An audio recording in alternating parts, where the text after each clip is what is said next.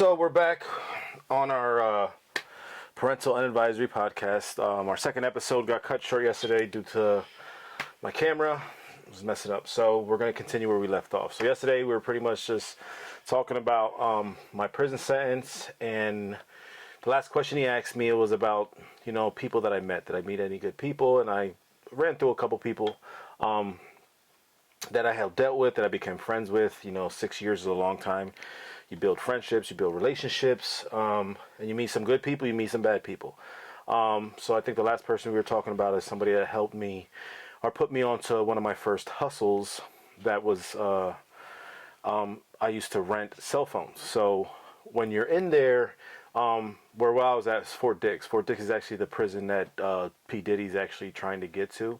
I don't know if he's trying to get there because he's close to New York, or because that jail is known for having, it's wide open. So there's cell phones in there, there's drugs in there, there's alcohol in there, there's a lot of stuff that you can do to hustle to make money that isn't legal, but you can get your hands on things that you shouldn't be getting your hands on. And was that what's it called? So was that the only thing you did? Was the cell phone thing, or you do other stuff? No, so I used to rent out a cell phone. I used to do it for my friend Caesar.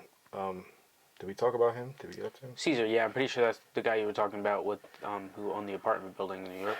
Okay, yeah. So he didn't own an apartment. Well, he was selling crack out of the apartment building. Anyways, so he used to get phones. People used to illegally throw phones over the fence, get guards to bring them in, get their girlfriends to shove them up their butt. I don't know how they were getting them in, but they were getting them in. So you would rent them out. So I would rent them out for $1.50 a half hour. So, that was a good hustle. I used to make a couple dollars. I made a lot of money doing that. I would do it from the morning to the night. But it's very hard. It's not hard. It's just stressful because you're constantly looking out for the cops. So my job was to look out for the COs. So the building I was in, it would be 3 floors. There was only one CO per building. So the CO's office was on the first floor. Every so often they would do their rounds where they would just walk around and just walk around. And I think every day they were supposed to search a room or 2 rooms. I don't remember how many rooms it was, but they would search a room. So my job was to stand on the corner and I would listen for keys. So when I would hear keys moving, I would yell keyword. The keyword in our word that would alarm everybody in the building that the CO was walking to stop doing. If you were smoking cigarettes, if you were on a phone, if you were making wine, whatever you were doing, I would yell trucha. Trucha was a word that the Spanish people made up with because most of the people that were watching out on the corners and doing stuff were the Hispanics.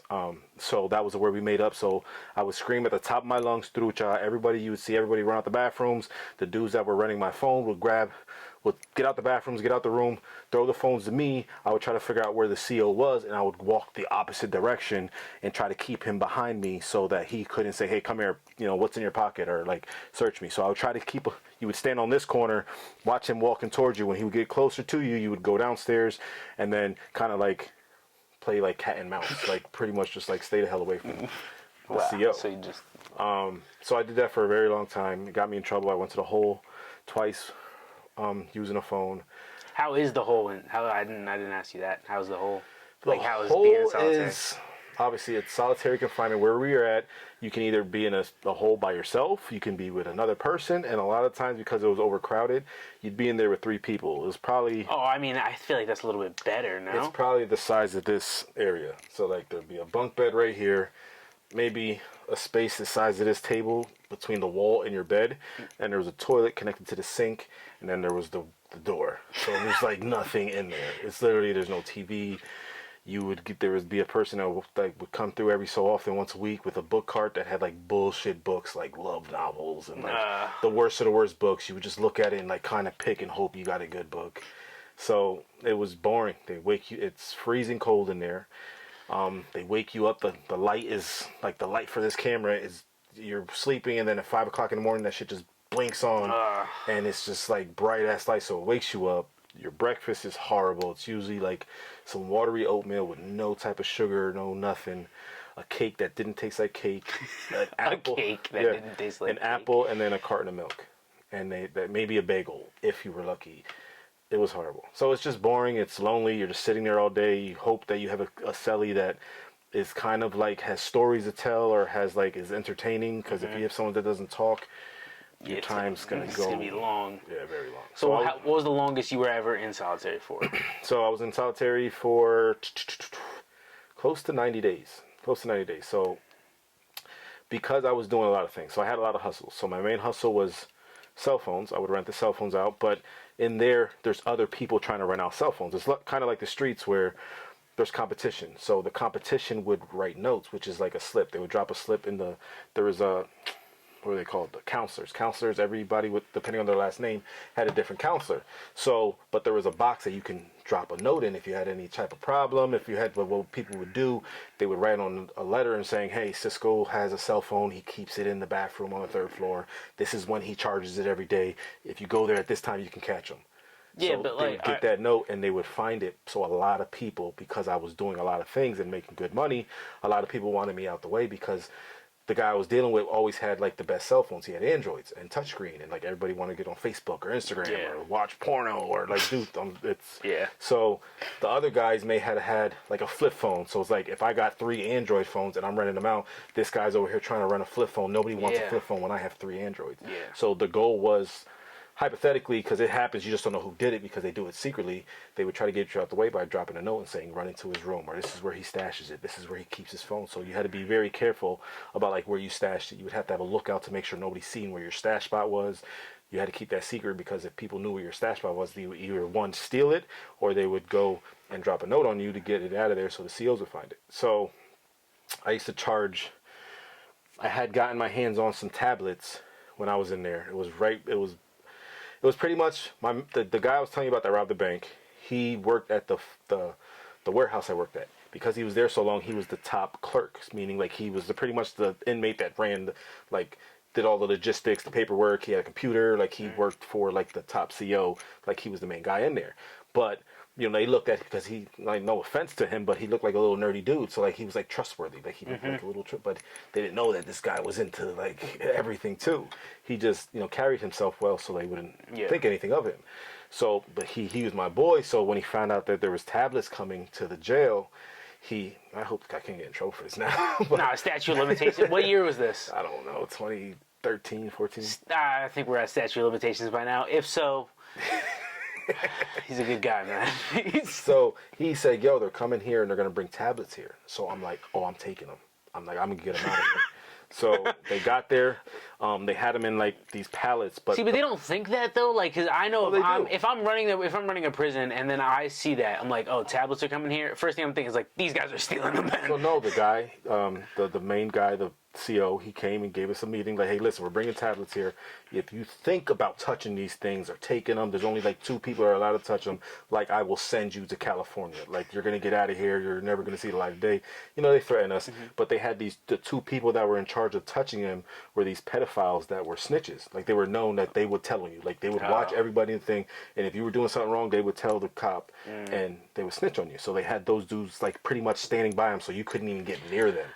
So he had access to those. So the one day, the director of the BOP, which is the guy that runs all the federal prisons, he was doing a tour, and it happened to be snowing. So that in the morning, they're like, "Hey, the director's going to be today. Everybody clean up your areas. He's coming through. We're going to do a tour for him." So I went to my man, Mike. I'm like, "Yo, listen, we're taking him today. It's snowing. They're going to be so occupied with him. They're not even going to be worrying about us." So I was like, "Get him outside and I'll get him." So that's what he did. He put him like in a little baggie. One of his partners that was also down for like 30 years. He was the other guy that was in there, Shaq from Philly. Cool dude. Shaq? He was like 6'5". He was like big, jolly green giant. He was a cool dude, but he's a big dude. So he helped them get him out there. They threw him under a trailer because there's a whole bunch of trailers outside. Okay. When you're leaving Unicorn, which is the factory name, you would have to get patted down. They take your shoes off. They would check your shoes, and you go through a metal detector. So I had to make sure I was the first one out there because he had him under the truck. And you can't jump under a truck. You're going to look obvious. You're in prison climbing under a truck. So that's what I did. I was the first one outside. I jumped over the railing, went under the truck, grabbed it, put it under my coat. I crawl out. The first person that's standing right there when I come up from under the coat, the truck, was the snitch that was in charge. I'm literally like this on my hands, and I look up at him. He's looking down at me. I'm like, "Motherfucker." So I just got up and just left. I just walked out. I wasn't even supposed to walk out because you had to wait for the bell. I just left because I'm like, it's already on me. He's seen me. He's going to go tell them. I can't get caught. So boom, I went back to the building. I'm wandering. I'm mad nervous. I have 3 tablets in my coat. Like, I'm not supposed to have these. So I went to the dude Caesar, the little Dominican guy, and I threw him on his bed. And he's like, holy shit, you got him. I'm like, yeah, stash him. I'm like, they're coming. They're coming. He goes there. Literally 15 minutes later, you see like 40 COs with the shields, like, whoo, whoo, whoo, whoo. Right, they're coming down the thing. They swarmed my building. They rushed straight to my room, emptied out my room. They threw me against the wall, patted me down, searched me, but there was nothing there. Yeah. And he already had stashed them.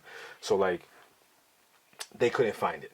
But they knew, like, the snitch told them it was me. Like, they knew it. So, like, every time, so, like, it was funny because when I went back to work the next day, the guy's desk was like set up a certain way. He made sure his desk was set up that it was directly looking at my station. And he would just sit, and then when I walked in, he just sat there and was like staring at me. Like, because he knows that you're the guy who took the tablets on the day that the big dude was there. Made him look stupid. I made him look bad. So after that, like, they would run into my room like every week. Not even a couple times a week. But they couldn't find it because I was trying to be smart. But the one day I went to the hole is we charged them in the light ballast in the room. We would take the plastic off, and they had electrician dudes in there that would set up the charger ports, and then they connect these makeshift adapters from the stuff we get out of like the printers and stuff. They make these things that were like adapters to chargers to fake batteries from the printers that you could plug into the phone that'll charge the phone. It was super high tech. So like, it wasn't even high tech. It was just super mad creative, ingenious of how these guys would figure how to charge a phone with another little battery out of the battery that ran the speaker on a printer. Yeah, I mean, so we would charge those little batteries in the light. So I would be able to charge like 6 batteries, but I would have to keep the chargers and stuff on me because I was doing, it was like stupid the shit I was doing. So I'm in the bathroom. Somebody's smoking in the bathroom, and there was this lieutenant, straight asshole. His name was DeWalls. Lieutenant DeWalls. He was some tall black dude, arrogant. He would walk around like this and be like, "You come here," and like, so I'm walking out the bathroom, and he's like, "You smoking in the bathroom?" I'm like, "Man, I don't even smoke." He goes, "Let me look at your fingers," because the guys that smoke, you can because see the joints were so small, they would have to smoke it to the tips, so their fingertips would be yellow. So I'm like, "Look, I don't even smoke," so that's how they know who smoked. So he's like, "I don't care, empty out your pockets." So I put my hands in my pockets. I feel 2 batteries, a tablet's in my cargo pant, and I had a cell phone tucked in my. He's got a whole tablet. I had these underwears that were made that they sewed a pocket that I would put the cell phone in the front.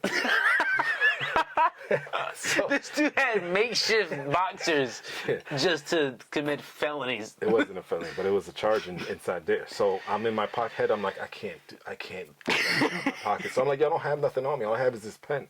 So he's like, empty out your fucking pockets, man. Luckily some Colombian kid was walking behind him. He grabbed them and threw him against the wall. He's like, "What do you see? I'm doing something right now. What are you doing?" As soon as he did that, I took off running full throttle, like. And I remember there's 3 floors. I'm on the 3rd floor, so I literally there's like 10 steps on each set. I jumped every step. I skipped all the steps. I was like, boom, boom, boom. It's probably why my knees are bad now. So I took off running, and I ran through the 1st floor where all the TV rooms are at. And the little Dominican dude, he would just sit there, drink his coffee, and watch games because he ran bets too. So he sees me running. He's like, "Cisco, what's up?" I said, "You know what's up, nigga, I'm running." So I start tossing everything in my pants, throwing shit in the garbage cans, and he just goes, picks everything up, puts it in like his magazine or whatever, and just sits back down because they're chasing me. So they call a lockdown. They lock down the whole building. They do a call, stand up count. Because now they're going to look for me. Like, he seen me, he was in my face, so I'm nervous. So I used to always keep my face. So he didn't know you by name? No, he didn't know me that close. He just, like, if he would have heard my name, he would have knew me by name. Was there that many people locked up there that, like, it was hard to know guys by name? Like 1,500 people. Oh, wow. Yeah. You would, I would think, because I feel like in movies and stuff, like, all the COs know everybody's name. Kinda. And everybody knows the COs. There's rotation, so, like, if a CO is here at 3 o'clock to 10 o'clock, he's there every day for, like, a good 3 months or something like that. So, like, eventually they learn your names. Oh, okay. And then sometimes they come back to the same rotation because they like that building, or, like, some cops they've been there so long that they request that building and they're always there. So we would so anyways, they shut us all down, they do count. I kept my face scruffy all the time, so I went and grabbed someone's clippers and I shaved my mustache, my beard. I shaved everything off. I think I may even shave my head down real quick. The CO comes in, he's looking, I'm sweating bullets, everyone's just like looking out the side of their eye like, oh, he's going down. And he walks in, he goes, "I'm gonna find him. He's not in here though." He walks out and everyone looked at me like, "Holy shit, yo, you got away with that shit." So I'm like, not feeling good. Like, but the next day, somebody dropped a note on me and told them it was me. And they called me and he's like, "I know it was you. I can't prove what you did." He's like, "But They put you under investigation. They call it an investigation, but they just means they just throw you in a hole and keep you there until they figure out what they're gonna either ship you to another jail, or whatever the case may be. But then I was in, yeah, they screwed me over because they were just keeping me in there. They weren't telling me nothing. Every time I would ask somebody, they were like, I don't know, shut up, just go back to sleep. Like, they would not tell you anything. So I wrote my mom a letter and told her, I said, listen, this is what you got to do. Call the jail, write a letter to the jail, tell them you're going to go to the news and tell them how they have me in the hole with no charges. They don't tell me anything. I've been here past 60 days. So she did that. And like, maybe like a week later, they came and said, hey, I said, see, your family likes calling the prison and asking to talk to the warden. She's like, so we're letting you out. But there was two sides of the jail. There's an east and a west side. We never see each other. It's just the jail's that big, they had to separate it. So they're like, we're letting you out, but we're not putting you back on the east side. Since you're like getting in trouble over there, we're going to send you on the west side. I didn't care. I just didn't want to be in the hole. So sent me to the west side. I really didn't know many people over there. But I only had maybe like a year left. So I was kind of like, whatever. It's my last year. I might as well just sit down and stop getting into trouble. Because if you get in trouble and still do certain things, they'll stand your time. Like, so, yeah. You ever beef with anybody while you're in there? Beef. I mean, you always have altercations, man. I'm an asshole. I'm very outspoken, as you know. So, like, but everyone messed with me because I wasn't a rat. I wasn't a child molester. I was making money. So for the most part, people kind of like liked me because they needed me. So like everyone would be nice to me because they wanted a slot with the phones. Yeah. So like people would be nice to me because we're like, yo, you got me at 5 o'clock. Yo, you got me at 6 o'clock. And people would argue over the phone. So like, for the most part, I kind of got along with everybody. There was obviously certain people that were dickheads and I didn't get along with, or had like little altercations. Like your cellie, he's gonna annoy you when you're in jail and freaking he's up, your cellie's farting, or like he takes your chips, or like does something stupid because he's comfortable. Like you get into little arguments. But the first time I ever got into like I don't want to say a beef, or I hit somebody. The cops, like I said, they go into your room. One of my other hustles was I made empanadas. So we would use garbage cans, these fiberglass garbage cans. We would get oil from people in the kitchen. We get flour. We would get meat. I would buy it off of this dude that like had a whole bunch of dudes that would steal shit for him, and he would sell it to me. So that was one of my main hustles too. So, but I would have to keep the garbage can in our garbage and put a bag because it have hidden, because they knew that the garbage cans without the holes, people would use it to either make wine or white lightning or moonshine, or cook food in it. So one day this CO used to always joke. Some of the COs are cool, some are assholes. This CO, I thought he was cool, and he would like kind of like joke with me every day. He would like, Cartagena, what are you doing, you asshole? Like I would talk shit, like fuck you. Like I thought he was cool. So in his little demented head, he thought he'll search my room and thought it would be funny to take all of our clothes, throw them all in the middle of the floor, and dump all, he found my bags of oil, and dump all the oil on top of the clothes. And then he took my garbage can. So like what they do is they'll come in and they'll be like, everyone out. And they put a jacket up so you can't see what they're doing. And you just sit out in the hallway. So everyone was stressed because people had like stuff they weren't supposed to. Some people have phones. So you'll be out in the hallway like nervous because you're like, damn, are they going to find my phone? Are they going to find my food? Are they going to find my extra cash? So I remember he came out, he's smirking. He's like, all right, guys, you're good. So when we went in the room, I'm like, we're all pissed off. So I'm like, yo, you got to be fucking kidding me. But he took my bucket, and that bucket is how I made my money. So I'm like, I'm going downstairs to see if I can get my bucket. I know he's probably not going to give it to me, but I'm going to try. Like, the worst thing I do. So I go down there. There's a white guy. He was in there for, he used to broker deals between politicians, like dirty deals. So, like, the politicians were doing bad, like, dirty things. They didn't want to talk to each other to leave evidence. They would use him as a middleman to kind of talk back and forth. Wow, that's crazy. So How much time he did for that? He was a snitch. So, like, he got caught up. He snitched on everybody that he knew. So, like, he was a known snitch. We all knew he was a snitch. So, when you're a snitch, you don't really get the same respect as you get if you're a good person. So, he's down there in the office. So, I'm like, what are you doing? And I'm like, I'm trying to get my shit back. Like, he's like, they took my, they had lockers, little lockers. And in the lockers, you didn't have any shelves. So, people would make shelves out of cardboard. But you're not supposed to have the cardboard. It's like contraband. So they took his cardboard shelves. So he's like, I'm trying to get my shelves back. I'm like, yo, are you serious? Like, I'm trying to get my bucket. That bucket's worth like $150. Like, don't go in there first. I'm going to go in there first. I'm going to try to get my bucket back. And he's like, oh, whatever. Blah, blah, blah. So I go in there. I plead my case. I said, listen, this is how I send money home to my son. You know, I don't have anybody to help me out with money. Like, that's how I'm making food. I'm not hurting nobody. I'm not doing drugs. I don't have phones. It's like a bucket. And he could see, like, I was genuine. I was pissed off. So he gave me the bucket back. So I go up to the room, and I go to, there's people in the room that are cleaning up shit, and I'm like, yo, you believe this fucking dude's down there trying to fucking get his cardboard shells back? And I'm like, I'm trying to get my money back and this and that, and the dude messed our food up and messed all our shit up, and he's like, well, if you weren't so hot, meaning like if you weren't always doing shit, you're the reason why they always come into this room anyway. If you weren't in here, they wouldn't even come in here. So I just got pissed off. I went over to him and just punched him right in his face. his eye instantly turned black. So I got scared. So I ran to my... Oh, because he's a snitch. No, because if they see that, they're going to look to see whose hands are in your room. So I ran to my boy Steve's room, and I'm like, yo, I just punched this dude, man, like, because he sold Pepsi. So he had a bucket under his bed that had ice. So I put my hand in the ice bucket to make sure my hand didn't get swollen.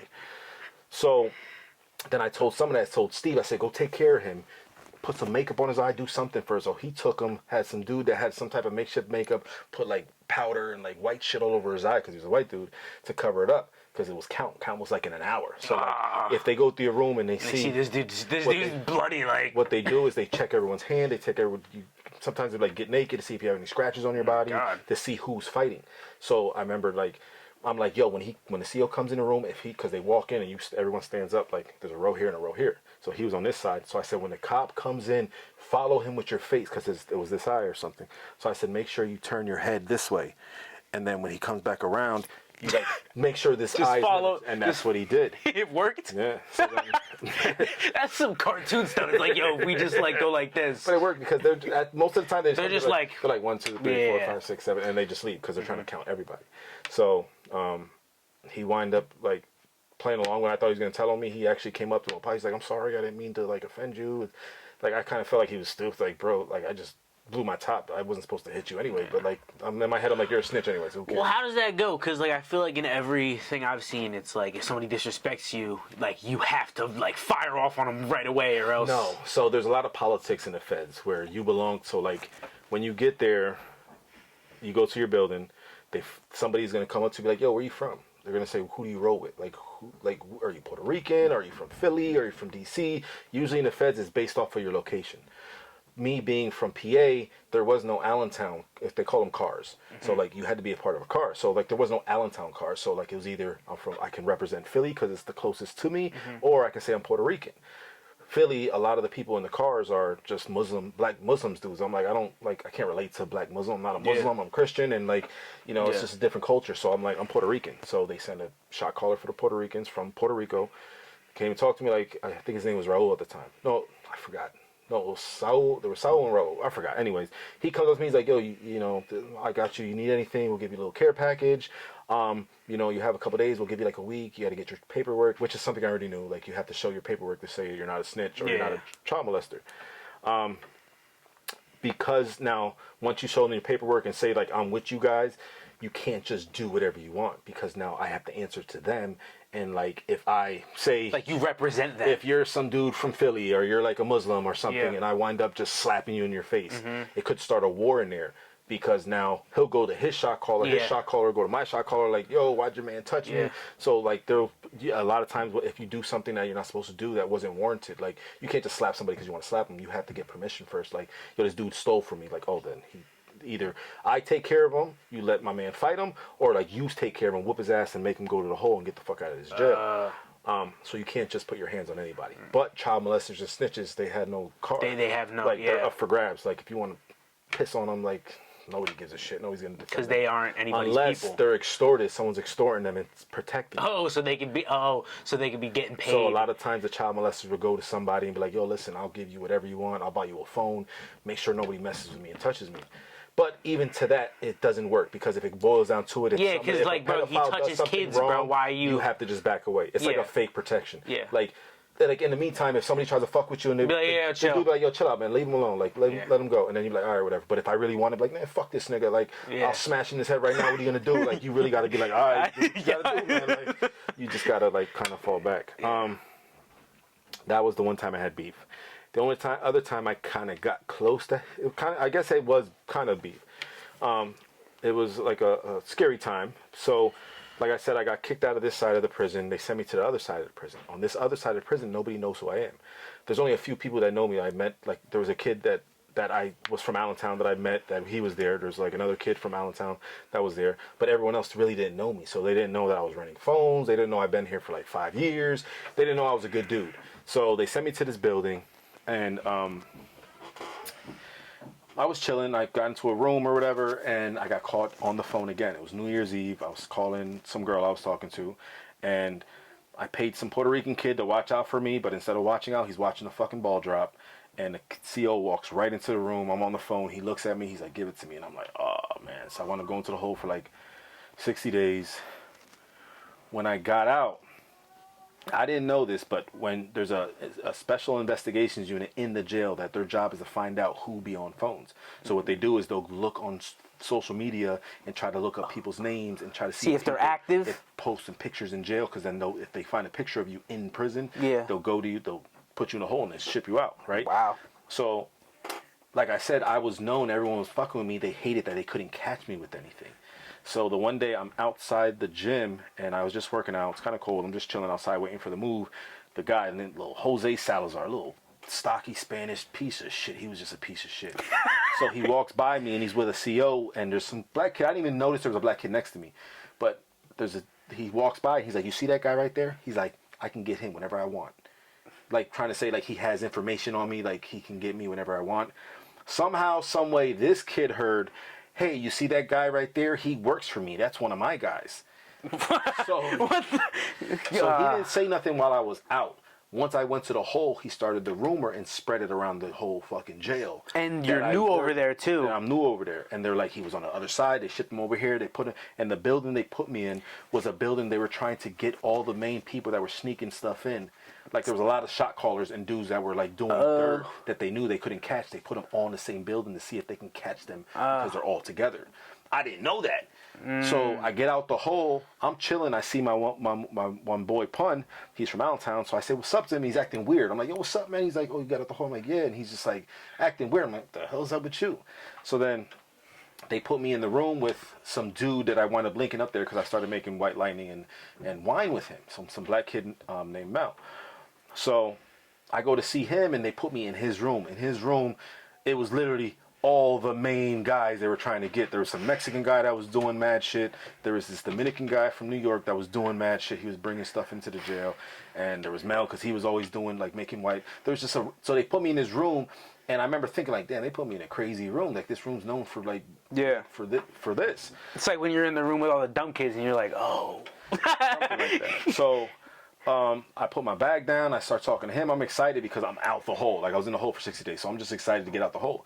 So I remember he's like, yo, I got to talk to you. He pulled me into the bathroom. He's like, yo, the dude's name was Monsoon from New York. Big Dominican dude. Big Dominican dudes usually aren't like stock. This dude's I remember his forearms were like, he was a big fucking dude, and he's been out for like probably like 15 years or something like that. But really kept real quiet, but I just knew he was doing stuff and he was like moving in there. So. He's like, yo, Monsoon, like he doesn't feel comfortable with you being in the room. And I'm like, why? What the fuck? For what, nigga? Like, you know me, like vouch for me. Like, what the hell do you mean? He's like, I tried to. He's like, and he told me a story about what that kid said. I'm like, are you and that's like a death mark in jail. Like if somebody says like, oh, we think you're working with not the only feds. You're a snitch on the jail, but you're snitching in jail. Being a snitch inside the jail is like no, like you can get stabbed for that. Yeah. So I'm like, yo, you gotta vouch for me, Mel. Like, come on, I'm not a snitch. Like, what the fuck? And there's really nothing you could do because it's your word against theirs. Yeah. And you know what I mean. And the kid that said it is kind of valid because he's been there. He's been there. People know him. They, you know what I mean. So like he's saying, I heard this. So I'm like, holy shit. So they go back to the room and.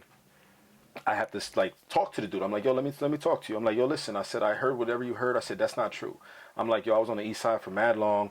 You can, like Pun can vouch for me. Like Monkey can vouch for me. Like that's not me. I'm not like that. That's not what I do. So he's like, listen, you can't be in this room. And I'm like, well, what do you want me to do? So I went downstairs to talk to the counselor. The counselor was a dickhead. His name was Spider-Man. He was known for crawling in the walls. That's what he did. If he came to your building, you would be scared your phone's going away because he's going to find it. Because he would literally just walk and just break a hole in the wall and just climb up there and just climb in the walls. So they call him Spider-Man, but he was a dickhead. So I go down to him. I said, listen, I can't be in this room. I just had an altercation. It's like something from the streets. I don't want it to turn into nothing. He's like, what'd you go to the hole for?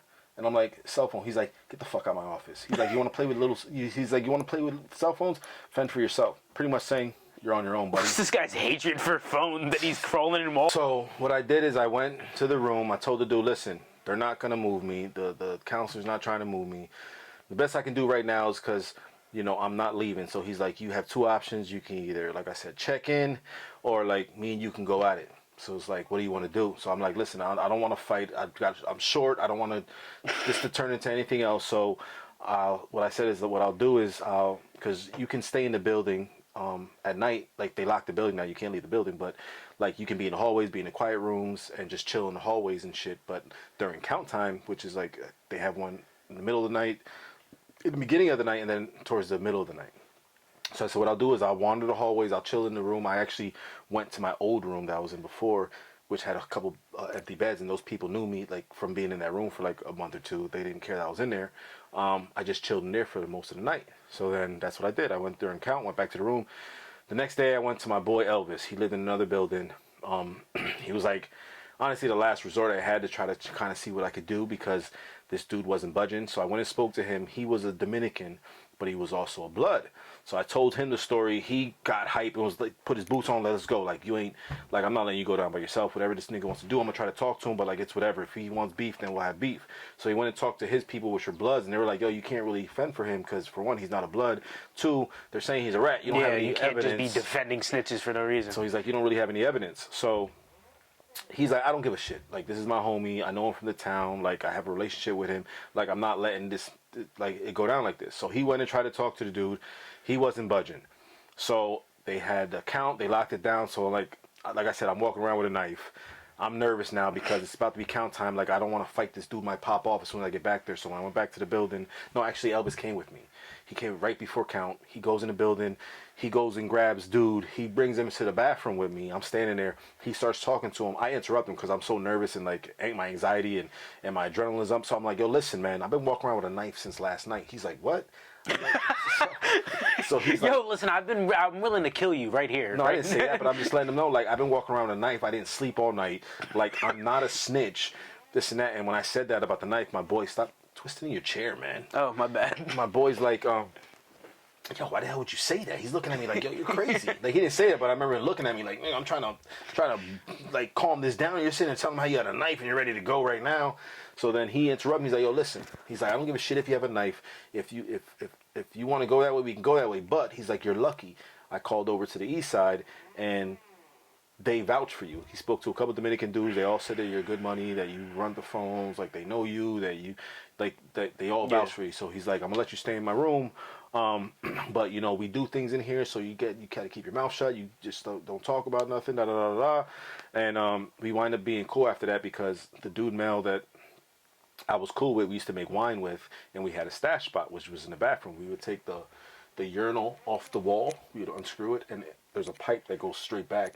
We would take the khaki pants and we would cut them and put the bags of wine in the khaki pants and then tie a shoelace around it and hang it over the pipe and send it. And we would send it back and we'd be able to like put like 4 big ass bags of hooch in there. But then he also had a stash spot in these in the duct up here that would have a hole that you would put stuff in, like cell phones. So he would stash stuff for this guy. Oh, okay. So Mel wound up going to the hole because he got caught on the phone, ran from the police, and he wound up going to the hole. So the dude needed somebody that he can kind of trust because Mel trusted me with the spot. He came to me, he's like, listen, I need you. He's like, I know we got beef, this and that, I'm trying to squash it, but you know, I need your help. If you can go up at night, every night, I need to get my stuff, get my cell phone, if I need to grab some weed or some whatever he had up there. So I told him, yeah, as long as you like hook me up with like some cigarettes or like to be able to use his phone every now and then if I really need to use it. So we wound up getting cool. Like, I didn't trust the dude, but like, I mean, like he used me, I used him. Yeah, it was like a mutual respect thing.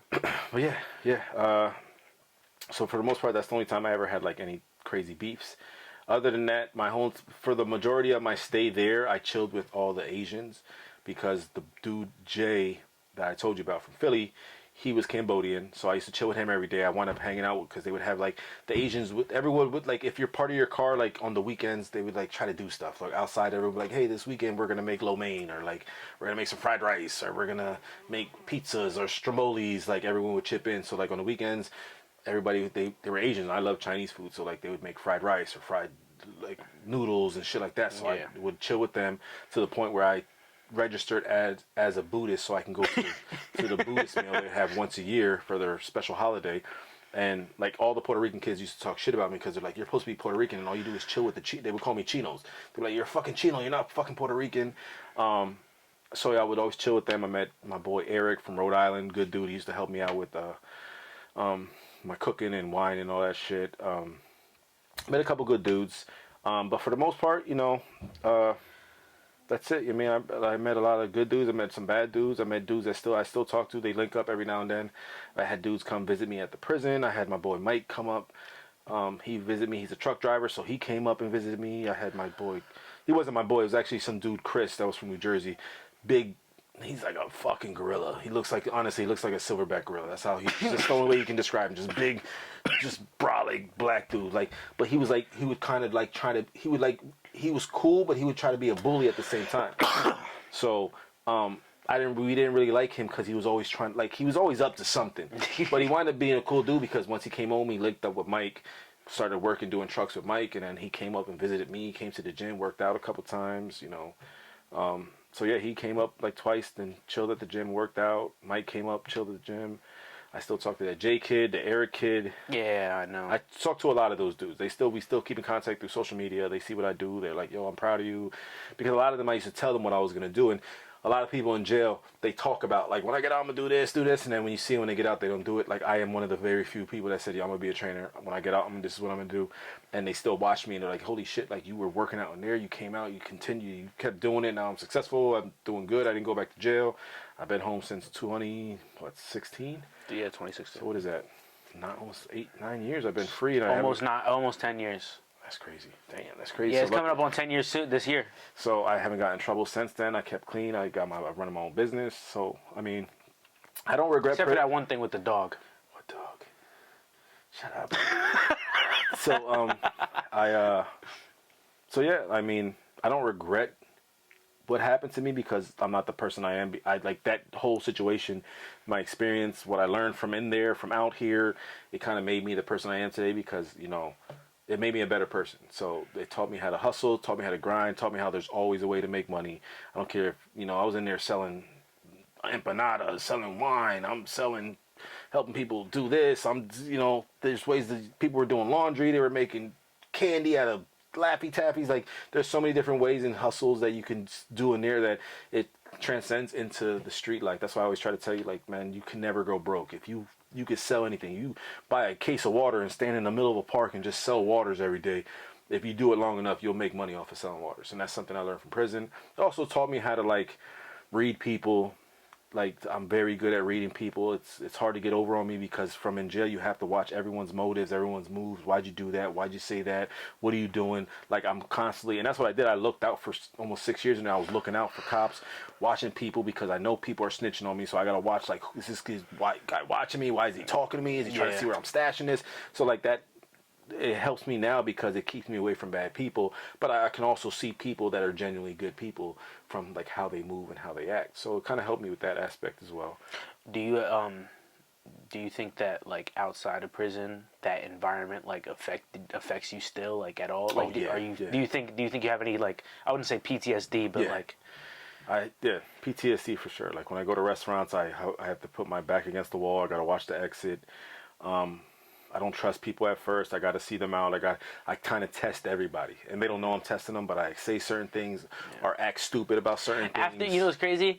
I like see you do it sometimes when we meet new people. Like, I really like you just ask people questions, and you're just like, Like, so like, it's just always trying to see. But as far as PTSD, like, keys for like good 2 years. If I would hear keys, because the COs, that's how you scare you.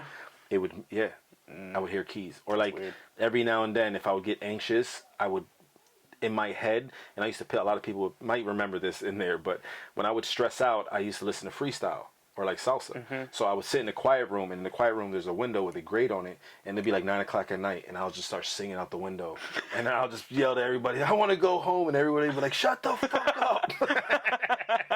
So I just be in a quiet room singing, or like just and everyone knew I was stressing when I was doing that because I was thinking about home or something like that.